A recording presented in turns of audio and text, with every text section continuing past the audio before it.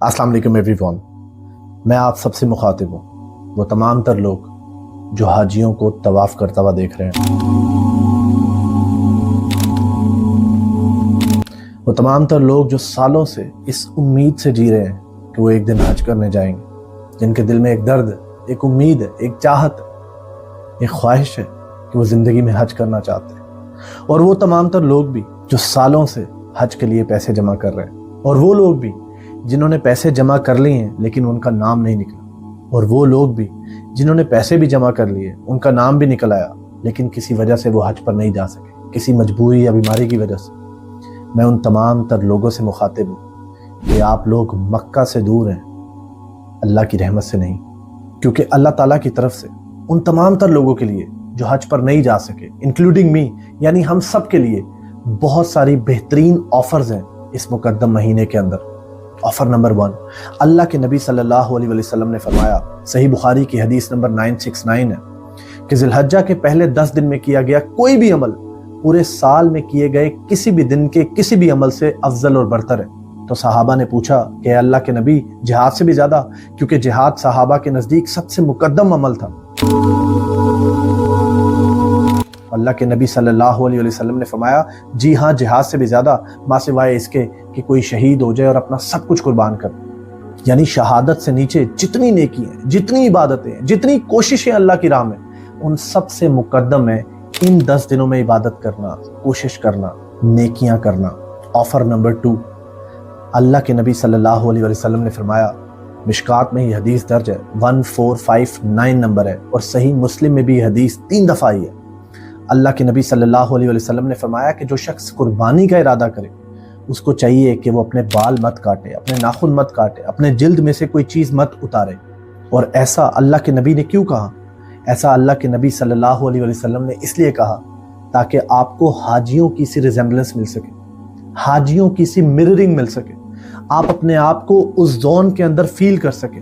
बेशक आप हाजी तो नहीं कहलाएंगे, लेकिन आप कहीं ना कहीं महसूस करेंगे हज के इस मुकद्दम तरीन एलिमेंट को, जिसमें वो अपने बाल नहीं काटते हैं, नाखून नहीं काटते हैं, अपने जिल्द में से कोई चीज़ नहीं उतारते हैं। तो ये तो उनके लिए जो शख्स कुर्बानी का इरादा करे, यानी जिसने अपने हाथ से कुर्बानी करनी।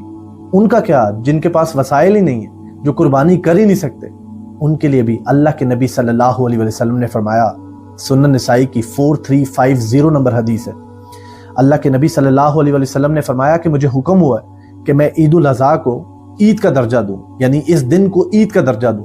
तो एक सहाबी ने पूछा कि अल्लाह के नबी, मेरे पास एक बकरी है, मैं गरीब हूँ, उसका दूध इस्तेमाल करता हूँ, तो क्या मैं उसको भी कुर्बान कर दूं?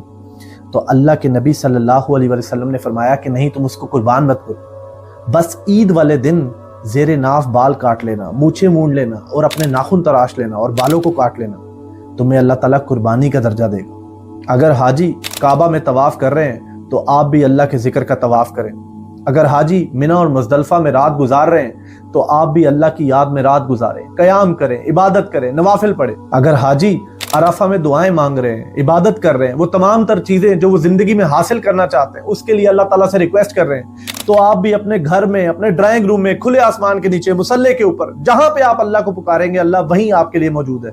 आप भी अल्लाह को याद करें। अगर हाजी सफ़ा मरवा पे, मिना पे, मुज़दलिफ़ा में, अरफात में क़याम कर रहे हैं, सफ़र कर रहे हैं, चल रहे हैं, इबादत कर रहे हैं, मुशक्कत कर रहे हैं, तो आप भी अल्लाह की याद में मुशक्कत करें। अगर हाजी कुर्बानी कर रहे हैं तो आप भी कुर्बानी करें, उसी ओबीडियंस के साथ, उसी मोहब्बत के साथ, उसी लॉयल्टी के साथ जो हज़रत इब्राहीम अलैहिस्सलाम ने दिखाई। बेशक हम उस लेवल तक नहीं पहुंच सकते, लेकिन हम कुछ तौर अल्लाह की मोहब्बत का हक अदा कर सकते हैं। ये बेहतरीन अपॉर्चुनिटी है। जैसे हाजी मक्का में मौजूद है और वो हज कर रहे हैं, बेशक इट इज इररिप्लेसेबल, इनकम्पेरेबल, उसका तो कोई मूल ही नहीं है, कोई मुकाबला ही नहीं है, लेकिन आप ये समझें कि आप स्पिरिचुअल हज कर रहे हैं। मेरी दुआ है कि अल्लाह ताला हमें नेक्स्ट ईयर ज़रूर हज पर बुलाए। मेरी ये ख्वाहिश है, ये दुआ है, और इंशाल्लाह ये दुआ ज़रूर कबूल होगी। आप सब भी आमीन कहिएगा। और लेकिन उससे पहले इन खूबसूरत दिनों को, इन बेहतरीन दिनों को ऐसे ही मत जाने दें, इनका भरपूर फ़ायदा उठाएं, अल्लाह को राज़ी करें, अल्लाह को मना लें, अपने गुनाहों पे तौबा करें, उसके करीब जाएं, उससे बात करें, उसको अपना किस्सा सुनाएं और अल्लाह की मोहब्बत को हासिल करें, अल्लाह की मग़फ़िरत को हासिल करें, नबी अक़दस सल्लल्लाहु अलैहि वसल्लम की पैरवी को हासिल करें, उनकी सुन्नत को अडॉप्ट करें और हर वो तरीका ढूंढने की कोशिश करें जिससे आप अपने रब को मना सकें, اپنے رب کے قریب جا سکیں، جس میں آپ اپنے رب کی قربت کو حاصل کر سکیں۔ وما علینا الا البلاغ المبین۔